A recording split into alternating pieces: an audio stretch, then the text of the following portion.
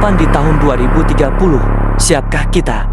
Tahun 2030 bukan sekadar angka di kalender. Ia adalah titik kritis sebuah persimpangan sejarah di mana arah masa depan sedang ditentukan oleh keputusan-keputusan yang kita ambil hari ini. Di balik kemilau teknologi canggih, di balik visi dunia yang serba otomatis, cerdas, dan digital, tersembunyi pertanyaan besar yang belum dijawab. Siapkah kita?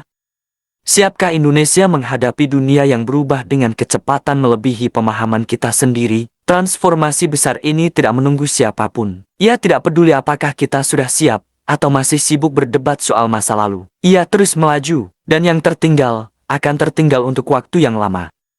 Mari saya tegaskan, video ini bukan ramalan. Ini bukan fiksi ilmiah atau skenario masa depan yang belum tentu terjadi. Ini adalah gambaran realistis disusun berdasarkan data ilmiah, tren ekonomi global, perubahan sosial, dan perkembangan teknologi yang sudah kita rasakan hari ini. Dan jika kita memilih untuk mengabaikannya sekarang, maka 5 tahun ke depan akan terlalu terlambat. Bukan karena kita tidak mampu, tetapi karena kita terlambat menyadari bahwa dunia telah berubah sebelum kita sempat memahaminya. Kalau kita tidak memperhatikan sekarang, kita akan terlambat 5 tahun ke depan. 1. Revolusi teknologi dan ujung karier manusia.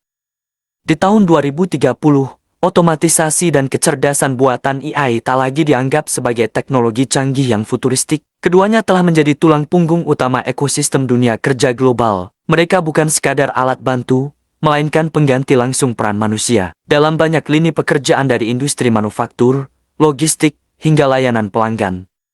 Menurut proyeksi World Economic Forum, lebih dari 85 juta pekerjaan secara global diperkirakan akan digantikan oleh mesin dan sistem berbasis AI. Artinya, pekerjaan-pekerjaan rutin yang sebelumnya mengandalkan tenaga manusia kini telah dialihkan ke algoritma yang tak pernah lelah, tak menuntut gaji, dan bekerja dengan efisiensi nyaris sempurna.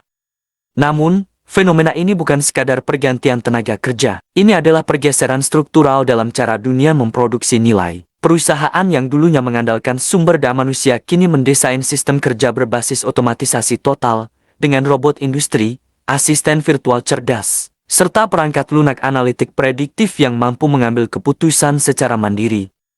Dengan perubahan ini, muncul tantangan dan peluang baru. Di satu sisi, jutaan pekerja berisiko kehilangan peran. Di sisi lain, akan tumbuh permintaan untuk keterampilan baru seperti pengelolaan AI, etika teknologi, serta rekayasa sistem otomatis yang sebelumnya tak pernah eksis. Akan tetapi hanya untuk mereka yang punya keterampilan digital, kreatif, dan adaptif.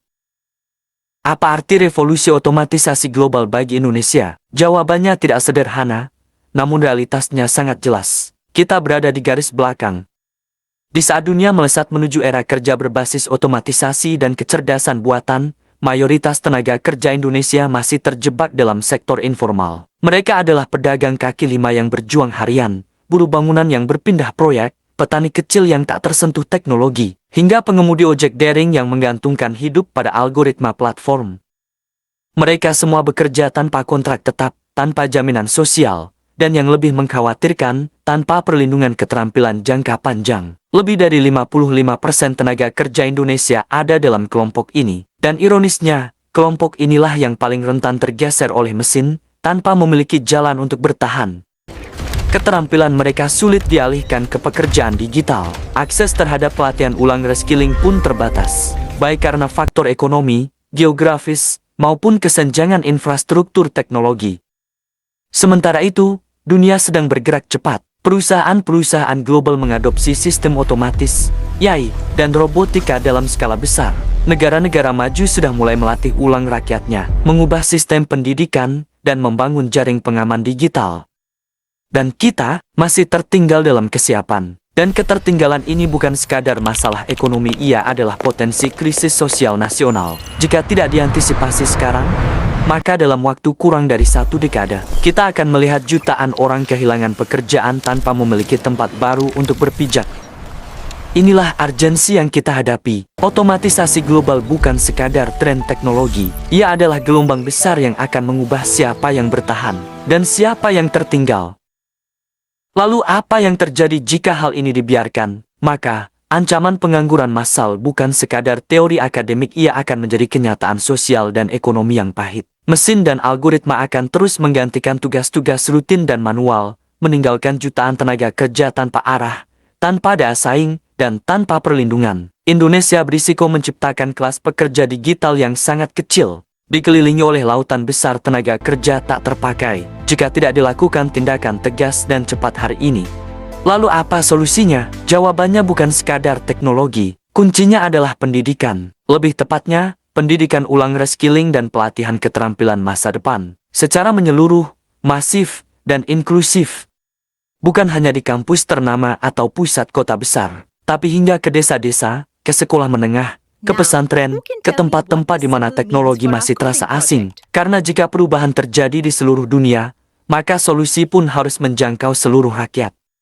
Kita harus mulai mengajarkan keterampilan abad 21 sekarang juga, mulai dari pemrograman, agar anak muda bisa menciptakan teknologi, bukan hanya memakainya, analisis data, agar mereka bisa memahami dan mengarahkan keputusan berbasis informasi, desain dan etika kecerdasan buatan, agar Indonesia tidak hanya jadi pasar, tapi juga pencipta AI, hingga literasi digital dasar, agar setiap orang tak peduli latar belakangnya mampu bertahan dan berkembang di dunia yang semakin digital. Dan ini bukan pekerjaan untuk 5 tahun ke depan. Ini adalah pekerjaan untuk hari ini. Karena jika kita terus menunggu kesiapan sempurna dari birokrasi, regulasi, atau sistem yang lamban, kita akan kalah oleh waktu. Negara, dunia usaha, lembaga pendidikan, komunitas lokal, dan masyarakat sipil harus bergerak bersama. Harus ada kolaborasi lintas sektor karena ini bukan hanya soal ekonomi. Ini adalah soal masa depan bangsa. Jika tidak, kita akan menyaksikan generasi yang kehilangan masa depannya bukan karena mereka malas bekerja, tetapi karena mereka tidak pernah diberi kesempatan untuk memahami dan mempersiapkan diri menghadapi dunia yang berubah. Masa depan bukan lagi milik mereka yang paling pintar, tapi milik mereka yang mampu beradaptasi paling cepat. Mereka yang bisa belajar ulang, berubah arah, dan terus tumbuh bahkan ketika dunia berubah tanpa peringatan. 2030 bukan tentang ramalan. Ia adalah ujian. Ujian apakah bangsa ini siap, tidak hanya menghadapi, tapi mengendalikan arah masa depannya sendiri. Waktu kita hanya tinggal 5 tahun. Kalau kita tunggu perubahan saja, kita akan terlambat. Kalau kita tunggu teknologi sempurna, kita juga akan tertinggal. Kita harus bergerak sebagai individu, sebagai komunitas, dan juga sebagai bangsa. Karena masa depan bukan milik mereka yang menunggu, tapi milik mereka yang mempersiapkan diri lebih awal. Dan satu hal yang perlu kita ingat bersama, meskipun narasi ini dibantu oleh kecerdasan buatan, AI bukanlah kebenaran absolut. Ia hanya alat bantu berpikir bukan penentu nasib. AI bisa salah, bisa bias tidak jelas, dan bisa menyesatkan jika manusia berhenti mengkritisi. Dan jangan hanya dengarkan, renungkan, dan bertanyalah lebih dalam. Karena masa depan dibentuk bukan oleh teknologi, tapi oleh manusia yang sadar. Terima kasih sudah mendengarkan video episode kali ini. Jangan lupa, tetap maju, tetap semangat. I may be wrong,